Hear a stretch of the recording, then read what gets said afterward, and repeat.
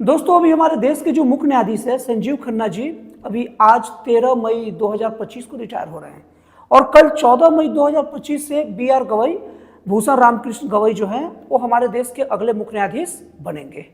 अब दोस्तों, इनके रिटायरमेंट के में बहुत सारी बातें कही जा रही हैं और बहुत सारी बातों में एक चीज़ मैंने देखा, ज़्यादातर लोग कह रहे हैं कि इनके कार्यकाल जो 6 महीना का जिनका कार्यकाल था, वो 6 महीने के कार्यकाल में ना पारदर्शिता बहुत प्रमुख मुद्दा था इनका।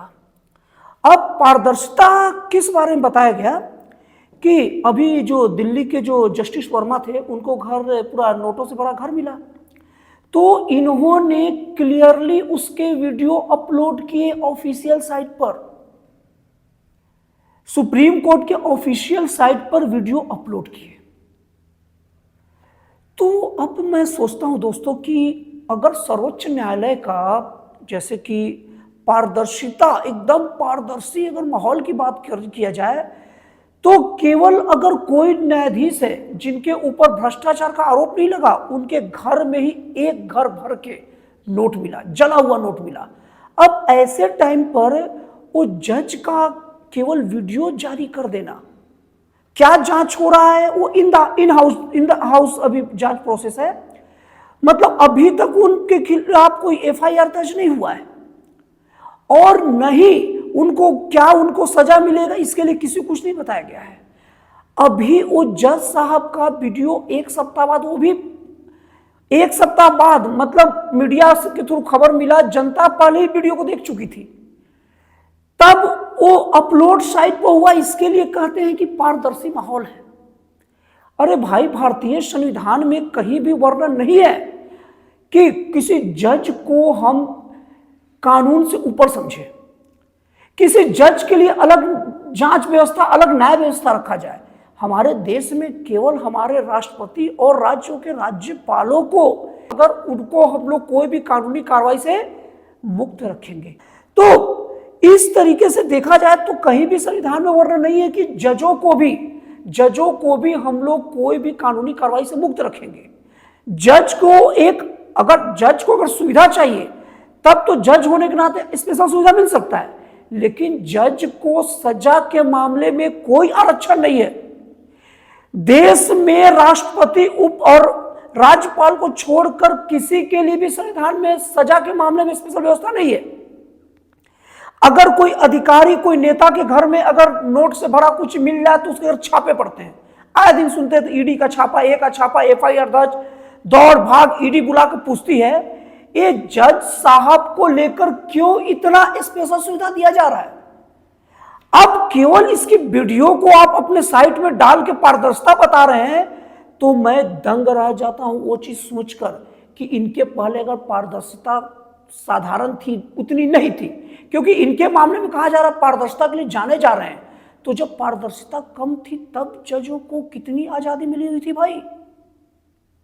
सबसे पहली बात कोर्ट के द्वारा, सुप्रीम कोर्ट के द्वारा, हाई कोर्ट के द्वारा अक्सर ये कहा जाता है कि जजों के ऊपर कमेंट करना फैशन बनता जा रहा है, जजों को कुछ भी कोई बोल दे रहा है। लेकिन इसके लिए अगर माना जाए तो स्वयं कोर्ट ही जवाबदेह है। कोर्ट हमेशा अपने आप को सुप्रीम समझ बैठा है, सुप्रीम कोर्ट अपने आप को सुप्रीम समझता है, जबकि सुप्रीम कोर्ट में सुप्रीम नाम सुप्रीम के कारण नहीं है, वो कोर्ट का सुप्रीम है, इसलिए उसका नाम सुप्रीम है। डेमोक्रेसी में कुछ भी सुप्रीम नहीं होता, और सुप्रीम जैसा कोई चीज होता है तो वो पार्लियामेंट होती है, क्योंकि देश का सुप्रीम केवल हमारे देश की जनता है, अकॉर्डिंग टू इंडियन कॉन्स्टिट्यूशन। और ये सुप्रीम जनता के द्वारा जो चुने गए डायरेक्ट प्रत्यक्ष मतों के प्रतिनिधि हैं सांसद, और वो सांसद जिस पार्लियामेंट में बैठती है, अगर माना जाए कोई इंस्टीट्यूशन सुप्रीम, तो पार्लियामेंट सुप्रीम इंस्टीट्यूशन है, लेकिन पार्लियामेंट के सदस्यों के लिए भी व्यवस्था नहीं है, संविधान नहीं दिया। तो भैया, कोर्ट कचहरी के ये मामले को कैसे इतना अपारदर्शी होने के बावजूद भी जस्टिस वर्मा, जो नोटों वाले, मैं जज बोलता हूं, नोट से भरा घर वाले जज साहब बोलता हूं जस्टिस वर्मा को, उनको लेकर क्या कार्रवाई हो रहा है कुछ बताए नहीं रहे हो, तो पारदर्शिता कैसा है? और कैसे बात चल रहा है कि पारदर्शी होगा। और कोर्ट, अभी मैंने एक न्यूज़पेपर में पढ़ा कि जज साहब के द्वारा, ठीक से जगह याद नहीं है लेकिन कंफर्म न्यूज है, कि एक ड्राइवर को आए और ड्राइवर की देरी की वजह से ना जज साहब 17 साल तक उसको काम से निकाल दिए, केवल देरी की वजह से एक दिन की। लेकिन कोर्ट कचहरी की देरियों की वजह से 10 साल, 20 साल, 30 साल, 35 साल, 50 साल नहीं, 73 साल पुराने मामले भी यहां पर लंबित हैं। 73 साल, मतलब वादी और परिवादी सबका देहांत हो गया है। अब इस देरी के कारण जो उनका नुकसान हो रहा है, इसका जवाबदेही कौन लेगा?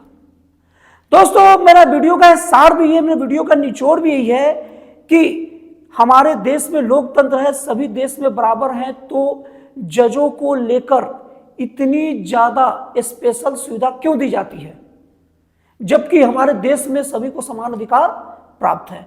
दोस्तों, आपको ये जानकारी कैसा लगा मुझे कमेंट करके जरूर बताइएगा।